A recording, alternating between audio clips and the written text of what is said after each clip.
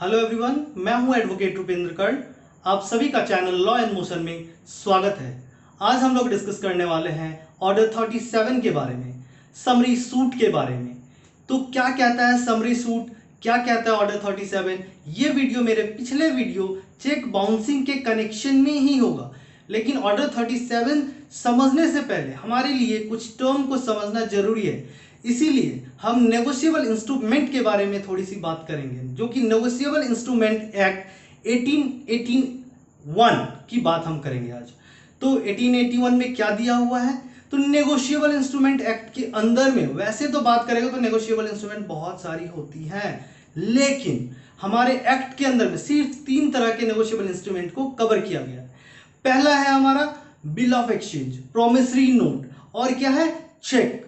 तो क्या होता है ये नेगोशिएबल इंस्ट्रूमेंट? तो नेगोशिएबल इंस्ट्रूमेंट वो इंस्ट्रूमेंट होता है जो अनकंडीशनल ऑर्डर या अनकंडीशनल अंडरटेकिंग या पेएबल ऑन डिमांड होगा बाय अ सर्टेन पर्सन के ऑर्डर पे, या उसके जो उसका बियरर होगा उस पे। तो हम बात करते हैं सबसे पहले इसका कैसे सेक्शन याद रखेंगे हम इन तीनों का। तो जैसा कि आपको पता है कि अल्फाबेट से अगर हम देखेंगे तो नोट के अंदर में 4 अल्फाबेट है। इसका हम याद रखने का तरीका यह है कि प्रोमिसरी नोट सेक्शन 4 में होगा, NOTE 4 अल्फाबेट है, section 4। Bill of exchange, bills की बात करें तो BILLS अल्फाबेट कितने हैं, 5, यानी कि सेक्शन 5। अगर उसके बाद हम अगर बात करें तो बात आती है चेक की। चेक में कितने अल्फाबेट है, 6 है, यानी कि इसको हम याद रखने के लिए सेक्शन 6 CHEQUE चेक यानी कि 6 सेक्शन में है, ऐसे हम याद रख सकते हैं। अब मैं आपको समझा देता हूं छोटे ब्रीफ में कि होता क्या है। बिल ऑफ एक्सचेंज क्या होता है? बिल ऑफ एक्सचेंज एक नोट होता है इन राइटिंग, जो कि क्या होता है, अनकंडीशनल ऑर्डर। अनकंडीशनल ऑर्डर उसका पेमेंट के लिए within a specified period of time. किसको? To the bearer of the instrument, जो इंस्ट्रूमेंट का बियरर होगा या फिर जिसने ड्रॉ किया उसके ऑर्डर पे जिसको पेमेंट करना होगा।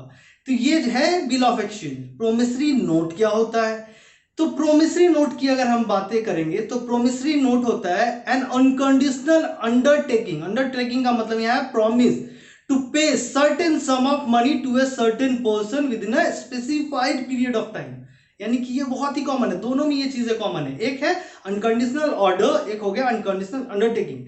अब चेक की बात करेंगे तो चेक है पेएबल ऑन डिमांड। ये कभी भी बिना डिमांड के पेएबल नहीं होगा। आपके पास चेक है, जब तक बैंक में ले जाके आप डिमांड नहीं करेंगे कि अमाउंट मेरा है, तब तक आपको नहीं मिलेगा।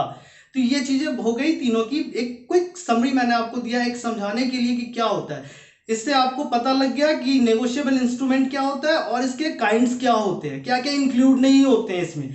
तो इस एक्ट के हिसाब से करेंसी नोट को नहीं इंक्लूड किया जाता है इसमें, जबकि आप देखेंगे उस पर भी लिखा होता है, भारत सरकार ये कहता है कि मैं धारक को सर्टेन अमाउंट जो भी है 100 रुपए का नोट धारक को अदा करने का वचन देता हूं। यानी कि ये भी प्रॉमिसरी नोट ही है, बट ये 1881 यानी कि NIA एक्ट के अंदर में कवर नहीं होता है।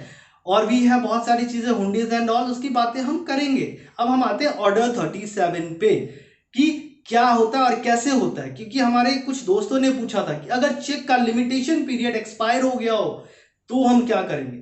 तो मैं आपसे बता देना चाहता हूं कि चेक का अगर लिमिटेशन पीरियड ओवर हो गया है, यानी कि जो मैंने आपसे बताया था कि चेक क्या होना चाहिए, 3 महीने के अंदर में प्रेजेंट होना चाहिए। उस 3 महीने के अंदर में प्रेजेंटेशन होने के बाद क्या होना चाहिए, जब रिटर्न मेमो आपका आएगा उसके 1 महीने के अंदर आप नोटिस इशू करेंगे। नोटिस इशू आपने कर दिया, नोटिस इशू करने के बाद आप 15 दिन वेट करेंगे, उसके 30 दिन के भीतर यानी कि total 45 days from the days of issuing the notice आप क्या करेंगे, कंप्लेंट फाइल करेंगे। और उसके बाद के प्रोसीजर मैंने अपने पिछले वीडियो में डिस्कस किया हुआ है, ऑल्दो मैं लिंक दोबारा यहां शेयर कर दूंगा आप लोगों के लिए। अब हम बात करते हैं ऑर्डर 37 में हम इसको कैसे सूट को इंस्टीट्यूट करेंगे। तो ऑर्डर 37 भी अगर हम बात करें रिकवरी सूट ही है, लेकिन ये समरी सूट है। तो इस समरी सूट का क्या एडवांटेज होता है? समरी सूट का एडवांटेज ये कि समरी ट्रायल होगा, यहाँ पे फटाफट काम निपटेगा, यहाँ पे ज्यादा झमेला नहीं है। क्या डिफरेंस है? मान लीजिए अब इसका क्या होगा, सूट हम एक तैयार करेंगे, जैसे हम कोई भी सूट करते हैं, एक सिविल सूट हम तैयार करेंगे सीपीसी में, जो हमें दिया हुआ है कि कैसे हमें करना है, प्लेन ड्राफ्ट करेंगे, जो भी हम उसको ड्राफ्ट करने के बाद में ले जाके कोर्ट फी होता है, जैसे रिकवरी सूट में एक सर्टेन परसेंटेज कोर्ट फी के रूप में दिया जाता है, इसमें भी आपको एक सर्टेन अमाउंट कोर्ट फी होता है, स्टेट टू स्टेट ये वेरी करता है। तो वो हम क्या करेंगे, कोर्ट फी अफिक्स करेंगे और जो भी लीगल फॉर्मेलिटीज है, ड्राफ्ट करेंगे एफिडेविट, सब कुछ लगा के हम फाइल कर देंगे कोर्ट में। अब कोर्ट में फाइल हो गया सूट फाइल होने के बाद में हियरिंग होगा, हियरिंग होने के बाद क्या होगा, हम कोर्ट को सेटिस्फाई करेंगे ये अमाउंट बनता है, ये हमारा सूट है। अगर मान लीजिए हमारे चेक का अगर बाउंस हुआ है और लिमिटेशन एक्सपायर हो गया है, तो हम उसको कोर्ट को सेटिस्फाई करेंगे। कोर्ट को सेटिस्फाई कर दिया तो कोर्ट क्या करेगा, समन इशू कर देगा टू द डिफेंडेंट। लेकिन एक इसमें चेंज है, यहाँ पे जो सिविल सूट नॉर्मल है यानी रिकवरी सूट या जिसको मनी सूट आप लोग बोलते हैं, और इस समरी सूट में एक छोटा सा डिफरेंस है। वो डिफरेंस ये है कि अब तो हमने सूट फाइल कर दिया, समन चला गया उसको, लेकिन नॉर्मली क्या होता है जब रिकवरी सूट है तो 30 डेज का आपको राइट मिलता है, right to reply, written statement जिसे आप लोग बोलते हैं। और उसके बाद क्या है 90 डेज तक with the description of the court allow किया जाता है। कुछ केस में कुछ ज्यादा दिन तक भी अलाउ किया गया है, तो वो अलग चीज है। लेकिन हमारा समरी सूट में क्या होता है, समरी सूट में बहुत स्पेसिफिकली कोर्ट ने कहा है, जब आप पढ़ेंगे इसके 3 और 6 रूल, तो उसमें क्लियर कहा गया है कि डिफेंडेंट जो है 10 दिन के भीतर लीव टू डिफेंड फाइल करेगा। वो भी राइट नहीं है, डिस्क्रिप्शन ऑफ द कोर्ट है, जज को लगेगा तभी वो अलाउ करेगा। अब लीव टू डिफेंड किस बेसिस पे अलाउ होगा, ये बात आती है। तो बहुत ही कॉमन चीज है, जब हम अगर कुछ एक गाइडलाइंस दिया गया था, Sunil enterprises versus state bank of India का एक जजमेंट है, उस जजमेंट में बहुत ही क्लियर गाइडलाइंस दिया गया था कि अगर मान लीजिए कि कोई एक डिफेंस है जो कि परफेक्टली बेस्ड ऑन मेरिट है, तो उस मेरिट पे बेस्ड डिफेंस को अगर अच्छा डिफेंस, गुड डिफेंस है अगर, तो उसको कंसिडर करेगी कोर्ट और लीव टू डिफेंड अलाउ कर सकती है। दूसरा कि अगर मान लीजिए मेरिट पे कंप्लीटली बेस्ड नहीं है, लेकिन क्या है कि उसके पास डिफेंस, गुड डिफेंस है और इन बोनाफाइड है, तो भी कोर्ट क्या करेगी, अलाउ कर सकती है उसको। और क्या है, और ये कहती है समरी सूट में कि अगर मान लीजिए कि चलिए आपके पास इन दोनों में से भी नहीं है, लेकिन कोई ऐसा डिफेंस है जो स्ट्रॉन्ग डिफेंस होगा आपका, लेकिन ये ट्रायल स्टेज में आप आगे जाके प्रूव कर देंगे, तो उस चीज को भी क्या किया जाता है, इसको मौका दिया जाता है। ठीक है आप भी कर दीजिए, लेकिन इसमें क्या है, कंडीशन के साथ। बाकी दोनों जो मैंने पिछले केस बताया उसमें unconditional leave to defend allow किया जाता है। लेकिन अब आती है बात कब अलाउ नहीं करेगा, जब लगेगा कि आपके पास कोई डिफेंस नहीं है, कोर्ट का आप टाइम वेस्ट कर रहे हैं, ये शैम है, बोगस है, बेकार है, तो आप बेसलेस वो कर रहे हैं, तो कोर्ट आपको अलाउ नहीं करेगी। और आपको मैं बता देना चाहता हूं फिर से, ये 10 दिन के भीतर अगर आप नहीं करते हैं तो कोर्ट उसी समय, अगर मान लीजिए डिफेंडेंट अगर नहीं किया, तो कोर्ट चाहे तो फर्स्ट डेट पे जजमेंट दे सकता है, डिक्री इश्यू कर सकता है। और डिक्री इश्यू करने के बाद क्या होगा, डिक्री इश्यू करने के बाद जैसा कि आप सब लोग जानते हैं कि मैटर एग्जीक्यूशन के लिए जाएगा। एग्जीक्यूशन क्या होता है, नहीं होता है, ये भी हम डिस्कस करेंगे, लेकिन आज हम एग्जीक्यूशन के बारे में बात नहीं करेंगे। एग्जीक्यूशन के लिए हम जब अभी सीपीसी अभी स्टार्ट किए तो धीरे धीरे प्रोसीजर बताएंगे आपको, सीपीसी का क्या होता है, नहीं होता, उसके बाद हम एग्जीक्यूशन पे आएंगे, क्योंकि ये बहुत लास्ट का पॉइंट है।